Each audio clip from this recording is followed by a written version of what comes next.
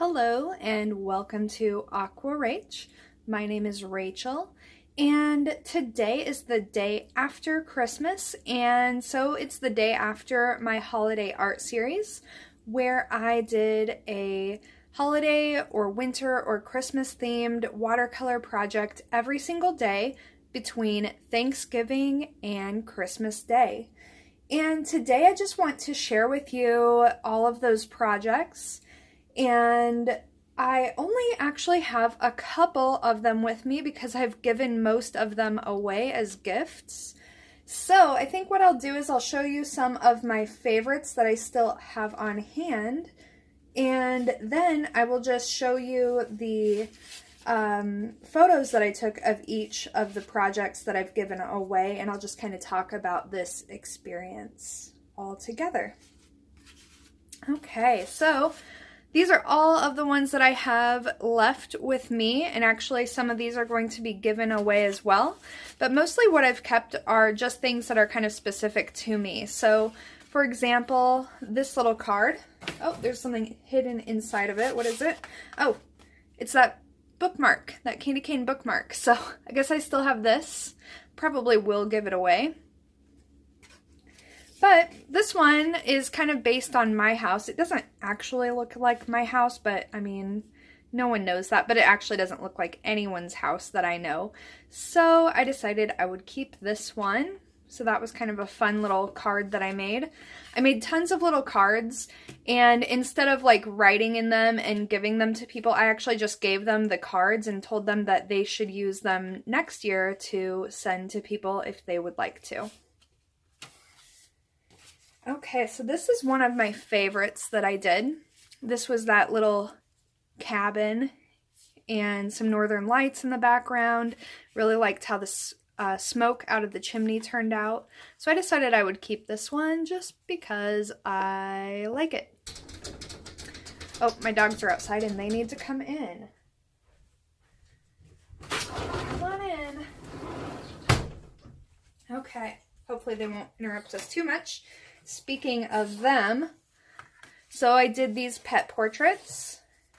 So this is our cat Sherlock, like Sherlock Holmes. Even though she is a female cat, my daughter decided before we even had the cat that she was going to get a cat. She was going to name it Sherlock, and so she did. My dogs are going to be making lots of noise in the background, and I think that this is just a pretty good depiction of them.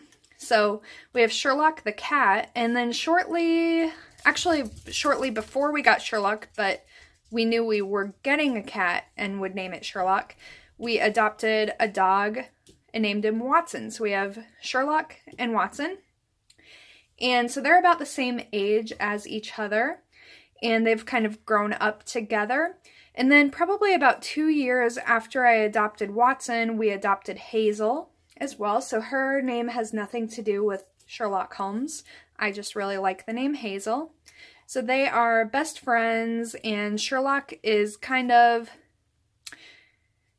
she's their antagonist, I think, or maybe they are her antagonist. I'm not sure. They all get along actually really well. They're all very playful, but definitely the cat is not always in the mood to play. And sometimes the cat is in the mood to play and they're not quite expecting that, so that can be fun. So obviously I kept these because these are all of my pets. I gave this one to my daughter because Sherlock is her cat. And then I kept the one of the pups. And I think out of all of the templates that I made available, the templates for the pet portraits were actually the most popular, so that was really cool. And I hope that lots of people were able to use that to adapt that template to their own pets in their lives.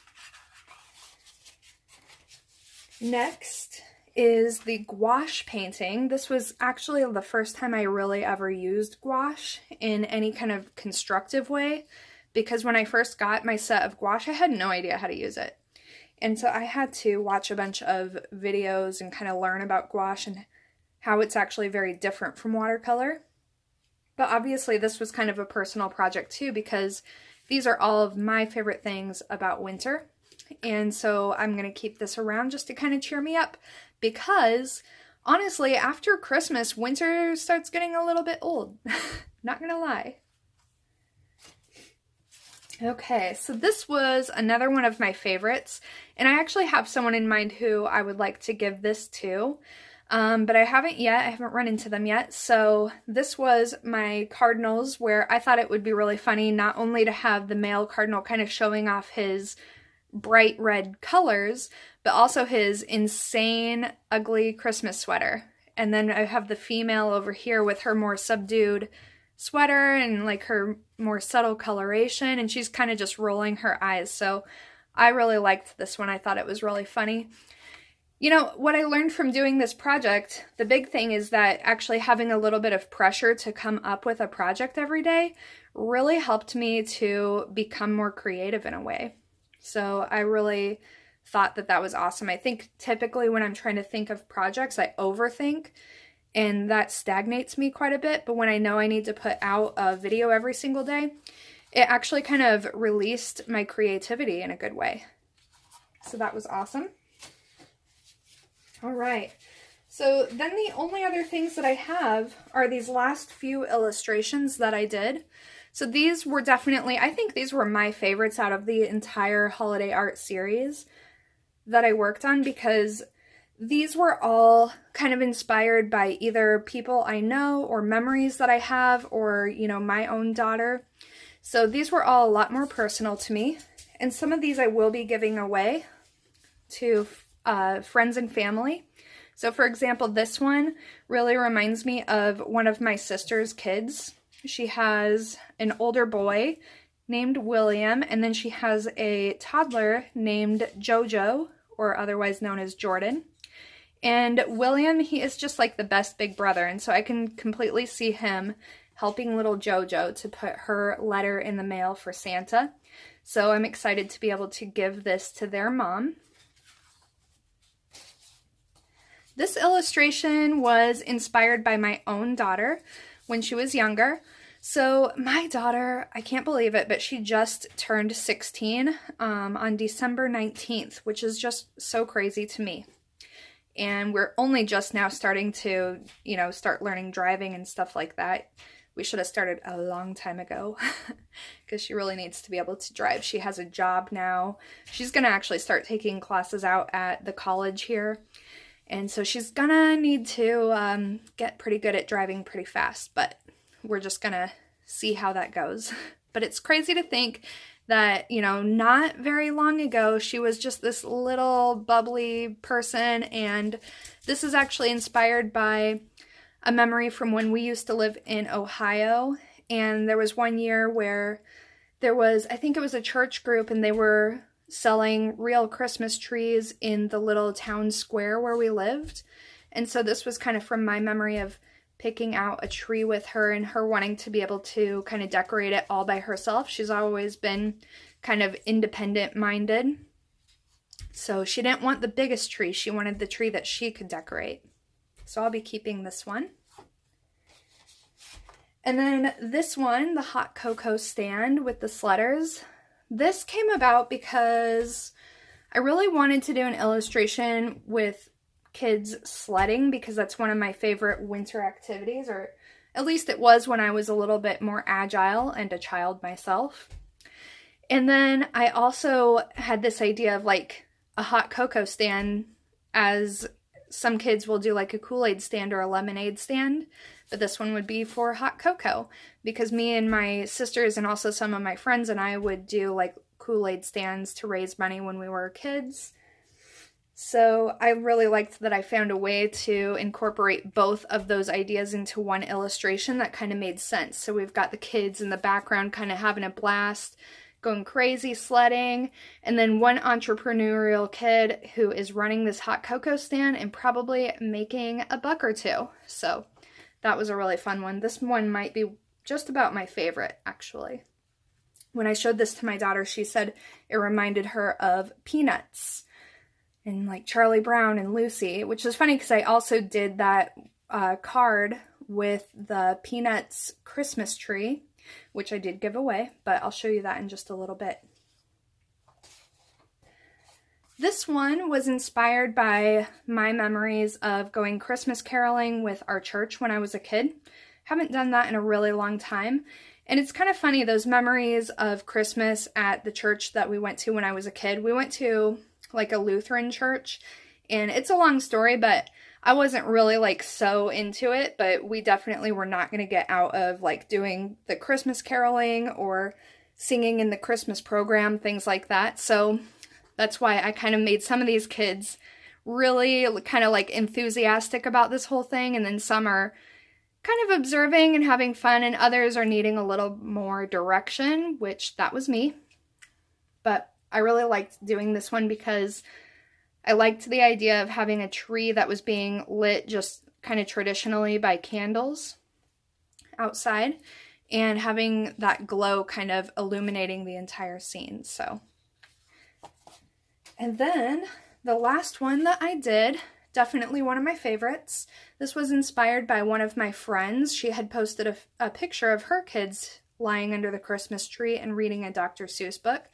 And I mentioned in that video, but I thought it was kind of funny because I actually had written down I had a long list of ideas of projects so that I wouldn't, run out of ideas. Every time something popped into my head, I just wrote it down. And one of those ideas was just having some kids under the Christmas tree. I wasn't sure doing exactly what. Actually, I thought maybe they would just be sleeping or trying to stay awake to see if they could catch Santa, just like my sister and I would try to do when we were kids. But I really liked this photograph that she posted of her kids reading. It's her older daughter reading to their younger son. So I'm hoping to send this to her. And then the rest of the projects, I'm going to do kind of a slideshow, and I'm just going to talk about my general experience of doing a series like that, some of the challenges, and definitely some of the things that I learned doing that, and also being kind of new at this whole YouTube and making videos of my artwork and my art process. So I'll just be kind of reflecting on all of that. Okay, so while these projects are showing here, I'll just talk a little bit about this little challenge that I gave myself and my experience doing it. So the reason that I was inspired to do this challenge where I would do a project that was kind of related to Christmas and the holidays every single day for a period of time, which I kind of just decided Thanksgiving to Christmas Day would be a good period of time because everyone's kind of in the holiday spirit. And Thanksgiving and Christmas felt like they were very close together this year, so it seemed feasible. So the other reason that I wanted to do this was because I am pretty new to making videos in general and definitely new to YouTube. And I had actually used YouTube only as kind of a teaching resource for the classes that I teach in person. It was really helpful for me to be able to put up videos on YouTube that were sped up in some areas, slowed down in others, because I would be able to show those to my students and they'd get an overview of the process and they would get a really good view of what I was doing. Whereas before, people were trying to look over my shoulder, people were asking me to slow down, people were needing to kind of backtrack on things. So making videos of my art process kind of started out just as a teaching tool. And I had made one video for my students where I was teaching a workshop on making gifts with watercolor. And it was a video on specifically Christmas related gifts. And that was my first video that I ever had get like a lot of views. I think right now it has about 20,000 views on it. And that was really unexpected. And then I thought, well, maybe people out there are really into that. So I thought this was a great opportunity to kind of spend some time doing more of that. And people had asked on that video for me to slow down. So this project really came out of a desire to get better at making videos, to kind of expand my teaching capacity and make my videos really very intentionally set so that parts that were kind of redundant or repetitive could be sped up for the purposes of being efficient, but then I would slow it down for parts that needed maybe a little bit more explanation or were new concepts. So that's really what I got out of doing this project, and it was really great for me, and it really pushed my creativity because I've never done a thing where I needed to think up projects for every single day for a period of time and be able to make that into a very cohesive tutorial. So it was a big learning process for me, and it was very, very rewarding. I really felt like having that pressure on me to come up with a new project that not only I could do in a single sitting, but also that it was going to be really unique from what anyone else was doing. That was a big challenge, but it really, I think, helped kind of unleash my creativity, because there were times where I had an idea for a project and then I would see someone else post a tutorial that was just very similar to my idea that I had. And so I was kind of like, well, I need to push myself to do something even more different. So that, I think, was a really great experience for me, just being able to work under that pressure and come up with things that were going to be unique and valuable to people. Some of the challenges, honestly, the biggest challenge was just this time of year, because I do have a day job and I do teach, and so that takes up a lot of my just hours during the week. And then during this time of year, this is when I get the most busy doing commissions for people. I also do like oil paintings and I sell on Etsy. So I'm getting the most orders in through my online shop. I'm doing the most commissions during this time. I have a daughter who, has activities that she's involved in. I remember one day during this, I was kind of stressing about like what I was going to do for a video, and I go to pick up my daughter from school and she's like, oh, by the way, I have a Christmas concert tonight and it's 3 hours long. So I had a couple of experiences like that where it was like, oh my gosh. So I got really good at just like planning things out. I had a little notebook where every time some little idea would pop into my head, I would just go write it down in the notebook. And that way, if there was ever going to be a day where I just wasn't feeling inspired or I was kind of running on empty, I could just go to that list and get some of those ideas back into my mind. And I did that quite a few times, so that was really, really helpful. And what else was a challenge? I think just like learning how to edit videos a little bit better and being really efficient at that. I think editing the videos actually takes more time usually than actually doing the paintings. So I got a lot better at that, which was awesome. I also got more comfortable doing these voiceovers. This was something that I really, even when I started my YouTube channel, I was not thrilled about the idea of having to talk and narrate things, because I'm a very quiet person. I don't listen to myself talk very often. I'm not someone who talks just to talk. So that was kind of a barrier for me that I needed to get over, and now I just feel much more comfortable doing these voiceovers. Another challenge was the templates. So I've been making templates for my YouTube tutorials for a little while and posting them on my Etsy shop to be downloaded instantly. But when I did this, I wanted to make templates available, but I really didn't like the idea, especially around the holidays, of doing something like that and then like selling them. I really wanted this to be a good experience where anyone could participate. I didn't want anyone to be watching my videos and then want the template and then find out that it costs, any money at all, even though I make my templates, they're usually just like $3.50, and after Etsy takes their cut, I think I get like $2.50 or something like that.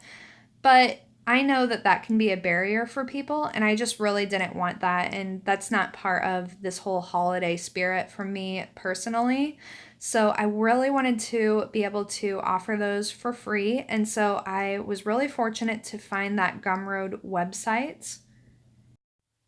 And I'm so thankful for Gumroad because they really offer a great service, and it's awesome that they even allow those services to be done for no transaction at all, because websites like that, I think people take them for granted, but it really is a service. I'm able to upload those digital files, and then anytime someone wants to download them, Gumroad does all of the work to deliver those files to you, and they only make money if, people pay for things. So since I'm offering those for free, Gumroad actually doesn't make any money off of those transactions, even though they're providing that service. So I'm really thankful that there actually is a web service out there like that. And so I want to just kind of give them a little shout out, because I think that that's really cool that they allow that, because Etsy definitely does not.